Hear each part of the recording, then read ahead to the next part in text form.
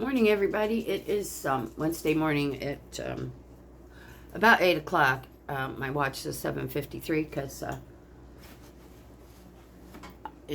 had to recharge the battery. It died on me, which is, nothing usual. And when I turned it back, I got one of those little Fitbit HR. I love this thing. However, so I get it off the charger, and I'm looking at the time. It was like, it said like 3 o'clock in the morning. It was like 7 or 8 in the morning. I'm like, what the heck? So I tried restarting it, and nothing worked. So I finally did a reset. I deleted all my information that was on it. I did all that. However, they can't delete it because Google has it. Google's so fucking smart. Anyhow, it's still 7 minutes behind. I cannot get it to catch up those 7 minutes, no matter what I do. But I've had it a long time. And it goes in the shower sometimes. I try to remember to take it off. But, when we go to the water, I have my watch on.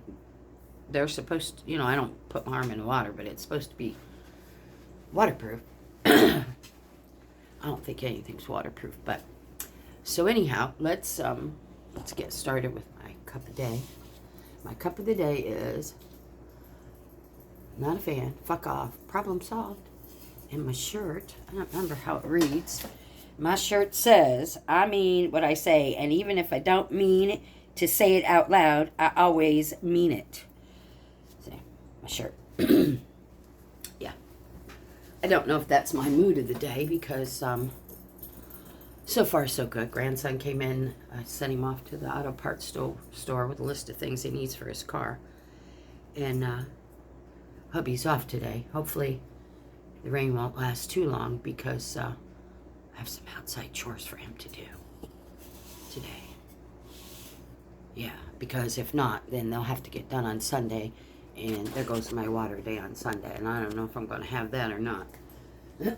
So, that's where we're at. Babies are all fed. They're all happy. I don't know what's up with Mama Cat. She's very feral. We've had her 2 years now. We've had Charlie and Eddie. And, very feral still. I can go up to her and put my hand down a little bit, and she'll sniff it and stuff. But I can't make a move without her. And now she'll go outside out on the patio when I go out. And she'll stay out there till I come in. So I'm not sure, because she's sitting right here again. I'm not sure what's up with that with her. Because let Chris come in here or John come in here and she's off and running. Same way with Gracie.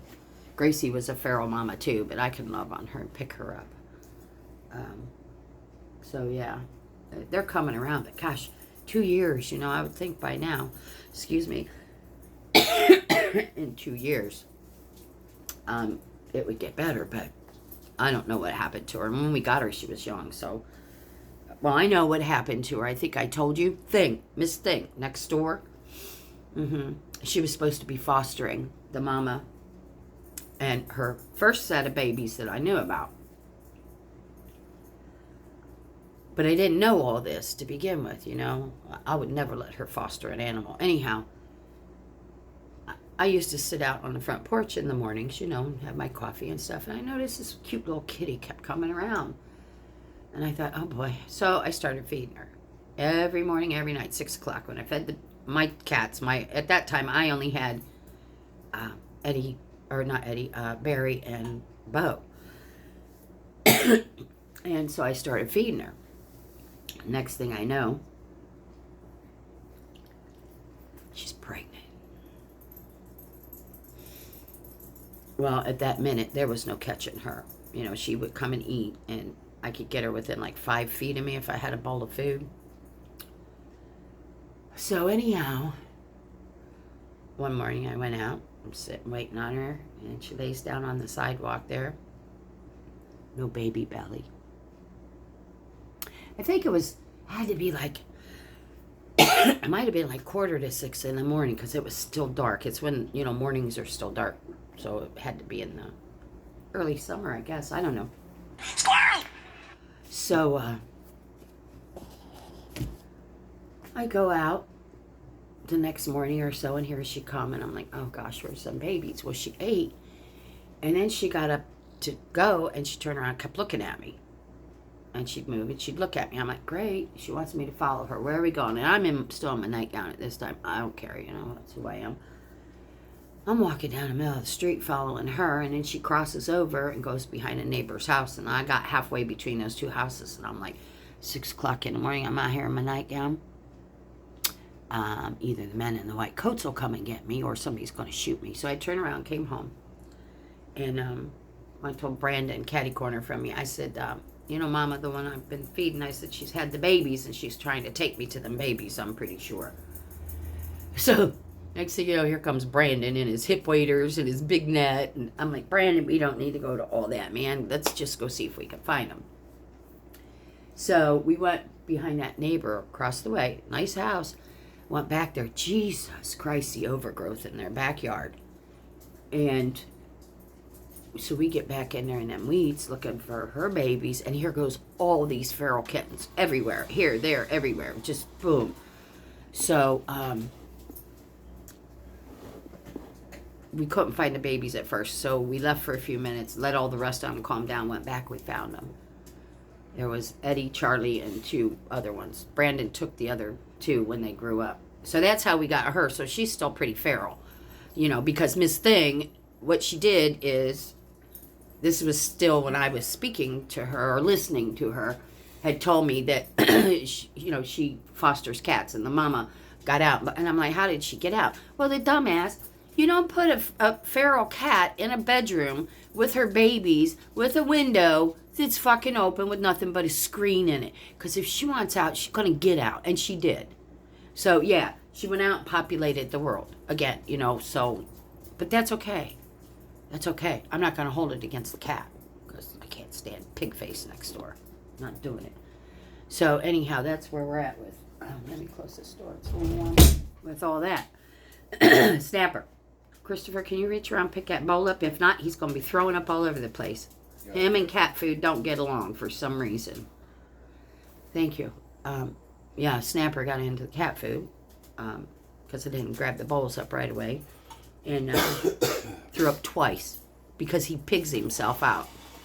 He doesn't know when to stop eating. And, he thinks he's starving. Yeah. And I'll be with you in a few minutes. Do your thing, baby. Thank you. And so, yeah. But, yeah, that's where I'm at with that. But, anyhow, my babies are good, and that's all I care about. I come out this morning. Most of them stayed out last night, which was surprising. I went to bed about 1. I was tired. I was working on little things, and there goes the hubby outside. Excuse me. I went outside too long this morning. The air. I forgot where I was going now. Huh. Anyhow. Let me go back to my little photo op thing that I was showing you guys yesterday.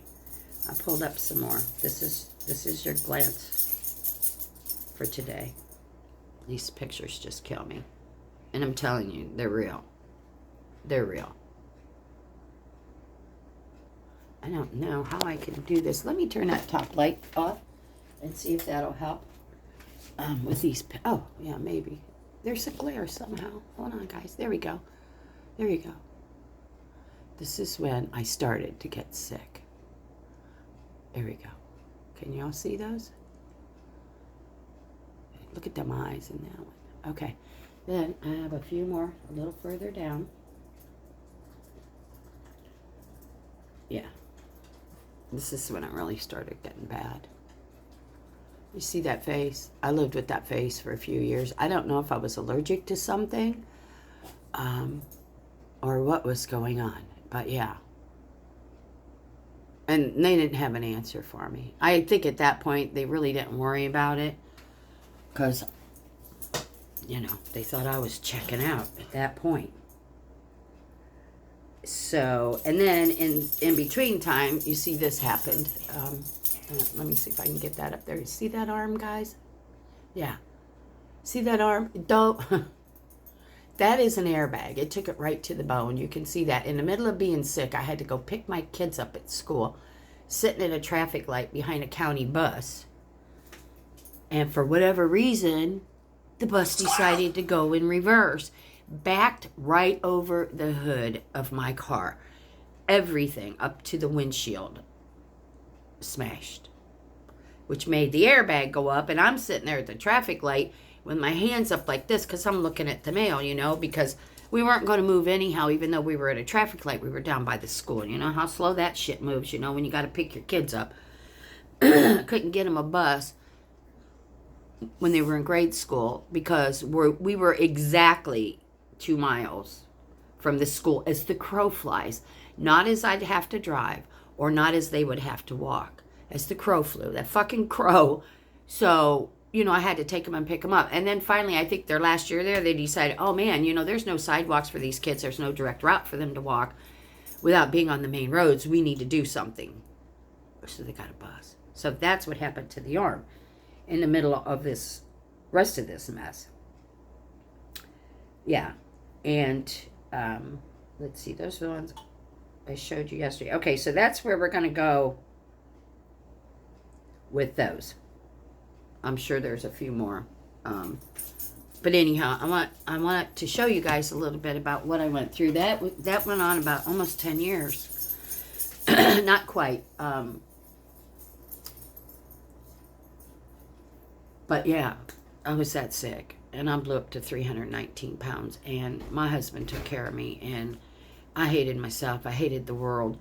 You know, I would still, when he wasn't looking or wasn't around, I'd roll my big fat ass out of that bed and come out here and do dishes or, you know, whatever I could, you know, to be a part of the family and to help out. And, you know, it wasn't his job when he married me to take care of me. Not like that. So, and I finally, one day, I said, you know, after I had been at the doctor's office, she was only a few, you know, like 4 or 5 miles from here. And I would have to go down for infusions. And a couple of times, I was down there a couple of times a week with trauma nurses in the office, IVs going in both arms. This is in the office. This is how bad I was. They couldn't even get me to the hospital. And you know what? I just had gotten to the point where I was like, I can't do this anymore. This woman's killing me. Is exactly how I felt. And she was. She was. That doctor had made me her professional patient. And she was just making an already bad situation worse. So, I changed doctors. And thank God I did. I got my doctor, Dr. Bear. And he listened. That's what I asked him. He said, what can I do for you? I said, please, just listen. Please. I think when he saw me, he thought I was a lost cause, too. Told him what I wanted to do. And, you know, I said, look, I've been working real hard. I've already dropped 50 pounds. I can't anymore. I'm at a plateau. I don't want the easy way out. You know, I know I have to dig myself out of this. I said, but I need some help. I need a jump start. And, you know, I read about the bariatric things. And I said, I want something very invasive, something just to jump start me. I said, I can do this. I know I can do this. But my system, you know, and I know to some people, they think, oh, that's pretty drastic. Well, it kind of was. But you know what?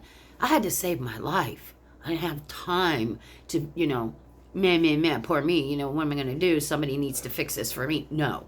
And let me tell you what. Everybody, when I did it, they said, oh, you're cheating. You know what? Anybody that says I'd like to punch him in the fucking head. This is not cheating. It's very hard. Very hard.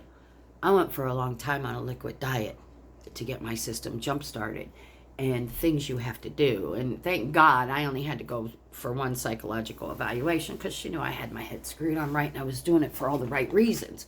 Not because, oh, I'm going to get weight loss surgery and I'm going to get skinny and it's going to do all the work. No, it does not do all the work. Actually, you work harder that way. Because once I had the surgery, the first time it was laparoscopic and they took most of my stomach. They left like a little piece of my finger in there, you know. And it was hard, throwing up, couldn't eat, nauseated all the time. You know, the surgery I dealt with, oh, Christ, I've had 18, you know, that was nothing. So, you know, for the first year, I'm dropping weight, but not like it should. And I was sick all the time, so I wasn't eating enough to get my system, you know, to burn things off and all that. So after a year, I went back to my surgeon, and I said, let me get a drink, guys, my mouth is dry. And I said, look, Dr. Taggart, I can't.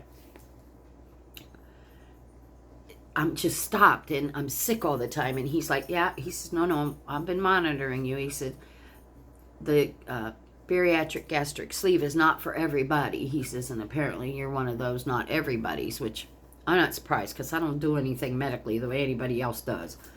And so he says, here's our option. He says, we can go back in for another surgery. He said, but this time I'm going to bypass it and take the stomach and part of the intestine. And he says, tighten it all up in there. He said, and that should help. He says, but I want you to understand, I'm going to be taking the rest of your hunger hormones, which live in your stomach system. He says, so just to let you know, you're not going to have an appetite at all. And I'm like, I've gone this far, Doc. I've been sick for the last year, trying to get where I need to be. I could see light at the end of the tunnel, but I can't be sick like this all the time. Even the smell of food. So we went in, and he took all them parts out, and it was a little rough, but I did it, and I worked the program, and it's not a little tough. Let me tell you what, that shit's hard. It's still hard. I had my last surgery 2.5 years ago, I think it was, because a year and a half, well, it was a year ago, March 27th, I had skin removal. So it was in the, I'm trying to think. Yeah, it was right after the whole COVID shit. And they went back to elective surgery. So it was a year before that. Actually, I think it was in 2020, whenever the whole COVID bullshit started. In March of that year, I was the last person scheduled at Tampa General Hospital for an elective surgery, which they called that bariatric elective. No, it wasn't elective. I was sick. So we got that surgery done. But anyhow, it's hard work. Now it's even harder because I can't eat. It's hard to explain. I can eat, like, if I can make one egg and one piece of toast, and I'll eat half the egg and a couple bites of the toast, and then I'm full. If I eat any more, I'm sick. Then I'm throwing up, and then I'm done. But I'm okay with that because I'm not a food junkie, and that wasn't my issue to begin with. I was sick. Steroids all those years. I think that's part of what happened to the face, and it was a mess. So this is why I went through the whole bariatric surgery. It wasn't just because I wanted to get skinny. I knew I could do it on my own, but I hit that plateau and I was sick, and I needed something to help me in the meantime. But I'm telling you what, people, you see somebody that's had bariatric, bless their heart, because if they really work the program and they really do it the way it's supposed to, I live by it. It's hard work. It's hard. I know we watch 600 Pound Life. I watch it a lot on TV. That really keeps me motivated. But we watch that, and we see the people going back to eating. And well, if you have a gastric sleeve, you can eat. You can stretch that out. I couldn't do it. I wasn't going to do it. I just wasn't. I went that far. I was not doing it. And you watch them fail, and you watch them, yeah. That's not how it goes. Trust me. Dr. Now, and that's how the program should work, but that's not how your majority of people work it, They fail, and it's because they choose to fail, because that bite of food means more to them than their health. But you know what? That wasn't my issue. It's still not my issue, but if it was, that bite of food would have never been more important than being alive with my family. But mine was to get the weight down because of the heart and the pulmonary hypertension and the 5 insulin shots a day and the thyroid and the kidneys. I'll be on kidney medicine for the rest of my life because of all the steroids they gave me. The neuropathy in the hands and the feet. All that because I was on 5 insulin shots a day and I was not a diabetic. It was because of the steroids. So it all plays a part to getting you better, but it all plays a part in making you worse. And you've got to come to that happy medium. And I'm smart enough, I figured it out. One would say, wow, this, no. I know me, I know my body, I know how I feel, and I know what works. And it did. It worked. And I'm very happy. And I got back on a scale this morning, and I'm still at 134.5. And I did eat a little bit last night. Not much. I bite off my piece of chicken and a couple bites of mac and cheese. I'm good with that, though, because I eat to live. I don't live to eat. That's the last thing on my mind. I have a big pork roast out that I'm going to make today. Am I excited about it? No, but my son is coming over for dinner tonight. So I made that big, huge pan of macaroni and cheese, knowing he was coming. And I'm going to make some pulled pork, and they can either eat it that way, or I make my own barbecue sauce. They can put barbecue sauce on, eat it. Right now, the thought of that, eating, and I love pulled pork, I'm nauseated. I probably won't have any. My cup of coffee this morning, I'm having a little hard time keeping it. But I'm good with that. If that's my sacrifices, to be here and to be with my husband and my children and my grandchildren and my little babies, I'm good with that. Because I don't focus on food. I focus on other things. I keep myself busy. So, but yeah, that's some of my medical story there. It goes way back. It goes, God. I've had the bilateral carpal tunnel years ago when they cut in the middle of your palm and go down all the way into your wrist this way. I had both of those done inside of a month. That was fun. Painful. Oh. I had to have knee surgery. I took a concrete grinder to the knee. I've had female issues, my breasts removed. And you know what, guys? I'm 66 and I'm still here to talk about it because I don't use it for an excuse. I don't. I fight through it, I get through it, and I keep going. And number one, because I can't imagine being here, but number two, I lost my mother. I lost my aunt, my mom's sister, when she was in her 50s. My mom died at 67. My youngest sister died when she was 58. My older sister just died at 68. So the women on my mother's side of the family do not have longevity. So now I'm the only one left on my mom's side, like I told you, except for my Uncle Harry. And he's way up there in his 80s, and I hope he stays around forever. But yeah, once he's gone, I'm the oldest. But you know what? I'm going to stick around. And that's my goal. I'm not going to sit around, get old, get fat, and expect everybody to do everything for me. I get up, I move, I go, I do. Ain't that the truth? And that's, what'd you say? I said, ain't that the truth? Oh, he can't keep up with me, and he's 10 years younger than I am. Never fucking stop. So anyhow, guys, well, I got hubby here. We need to plan out our day. I know a couple things aren't going to get done right now because it's sprinkling. That's right, sugar. Actually, there's only one thing right now that won't get done because it's sprinkling. I got a door I want re-screened outside, but we can go do our stuff for the RV, and the dryer vent needs to be checked out, and maybe I'll get my, don't do that please, maybe I'll get my other stuff done. We'll see. I don't know. Let's see how that goes. Alright guys, I'm gonna get off of here. Y'all have a wonderful morning. Enjoy your coffee, your juice, your breakfast. Have breakfast. Always start your day off with something good. Look who's talking, but I can't, or I'll be sick. Tell somebody you love them. Tell them. And let them know you mean it. Hug them. Touch them. That's what keeps us going. Do something for you. For you.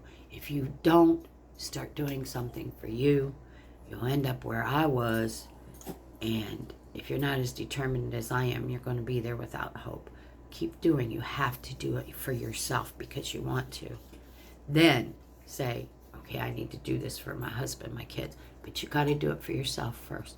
All right, guys, thanks for stopping. Sorry. Push my button, please. Hubby's sitting right here, so I'm going to ask you to do that. See, here's thumbs up. He's a fool in the morning. I don't know what I'm going to do with him. So anyhow, guys, I love you all. Thanks for stopping. I've got more new subscribers. It makes me so happy. I just never thought that this would start moving along like this. And I appreciate every one of you. So hopefully I'm helping somebody. If you have any questions, I might not get to it today or tomorrow because, you know, the freaking squirrels move in the minute I get up. But I'll get to it soon, I promise. But I got hubby home today, so I need to get busy, get him moving, because if not, it ain't going to happen. All right, guys, love you. Thanks. Have a beautiful morning, and I'll see you later.